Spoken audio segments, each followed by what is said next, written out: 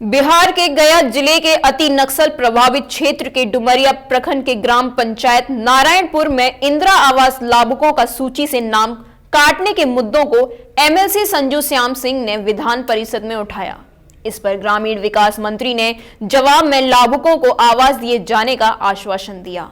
गया जिले के अति नक्सल प्रभावित क्षेत्र में डुमरिया प्रखंड के ग्राम पंचायत नारायणपुर में पूर्व में प्रधानमंत्री आवास काटने को लेकर पंचायत प्रतिनिधि व संबंधित कर्मी पर बड़ा आरोप लगाया गया था और हंगामा भी काफी बड़ा हुआ था, जिसके बाद डुमरिया प्रखंड के क्षेत्र संख्या 31 के पूर्व जिला पार्षद रिजवान खान ने इंदिरा आवास में धांधली को देखते हुए विधान परिषद सदस्य संजू श्याम सिंह को आवेदन देकर न्याय की गुहार लगाई थी।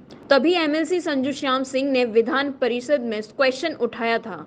डुमरिया प्रखंड के नारायणपुर में वित्तीय वर्ष 2021 व 2022 में करीब 100 लाभुकों का सूची से नाम काट दिया गया था, जिसमें करीब 80% भुइयां समाज शामिल है। साथ ही उन्होंने साफ लफ्जों में कहा कि ये महादलित परिवार से आते हैं, ये मलाई नहीं दिए, इसलिए इनकी आवास को सूचना से हटा दिया गया है। इसके जवाब में ग्रामीण विकास मंत्री ने जांच कराने का आश्वासन देते हुए कहा, मिसिंग लाभुकों को भी इंदिरा आवास मिलेगा और अगले वित्त वर्ष में नारायणपुर पंचायत में इंदिरा आवास बढ़ाकर दिया जाएगा।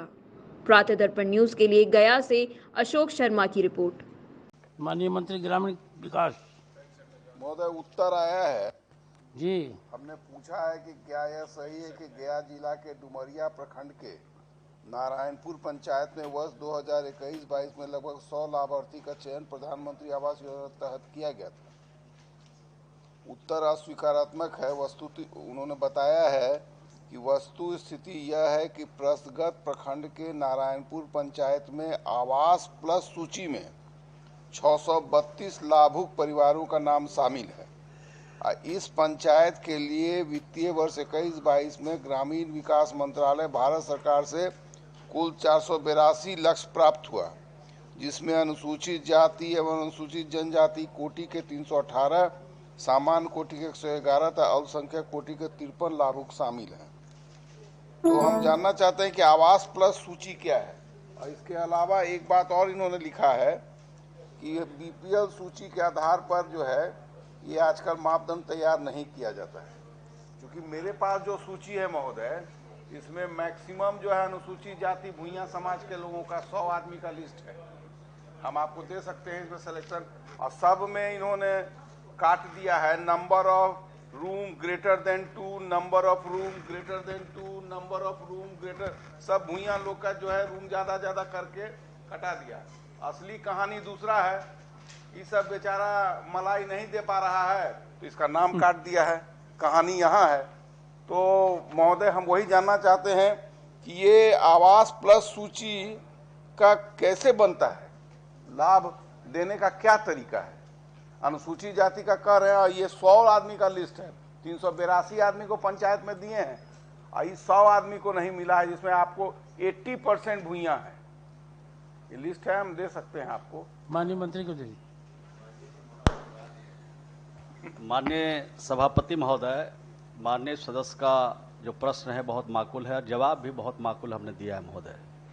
और खुद इन्होंने 100 घर की बात कही है।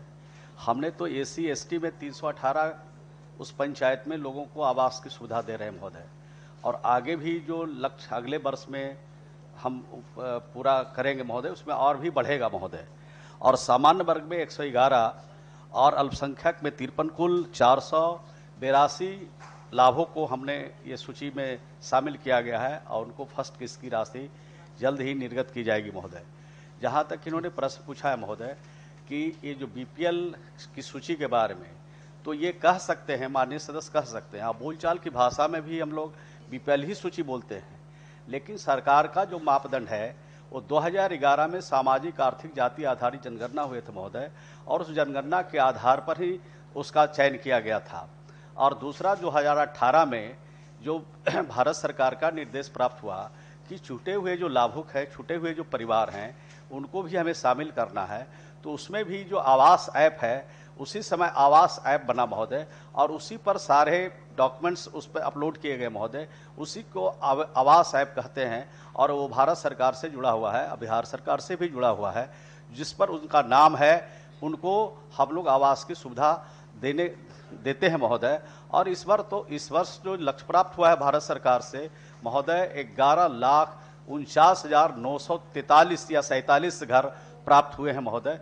तो हम तो 11,49,900 कुछ लोगों को इस बार आवास की सुविधा प्रदान करेंगे। और माननीय सदस्य के पास जो जानकारी है ये जानकारी हमको दे देंगे महोदय, उसकी जांच करा देंगे और जांच में जो फलाफल आएगा उससे माननीय सदस्य को अवगत भी करा।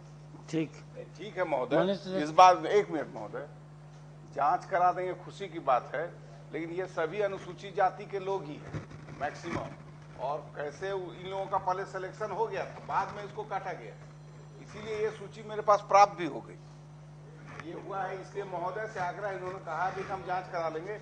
ये सूची मैं दे रहा हूँ पटल पर, माननीय मंत्री महोदय को मिल जाए। इनके सूची और इसकी हम ले जांच लेते हैं करा महोदय दें, आपके निर्देशानुसार, और इस सूची को 1 सप्ताह के अंदर जांच कराएंगे और जो पात्र परिवार होंगे उनको अवश्य ही ये सुविधा से वंचित नहीं होने देंगे।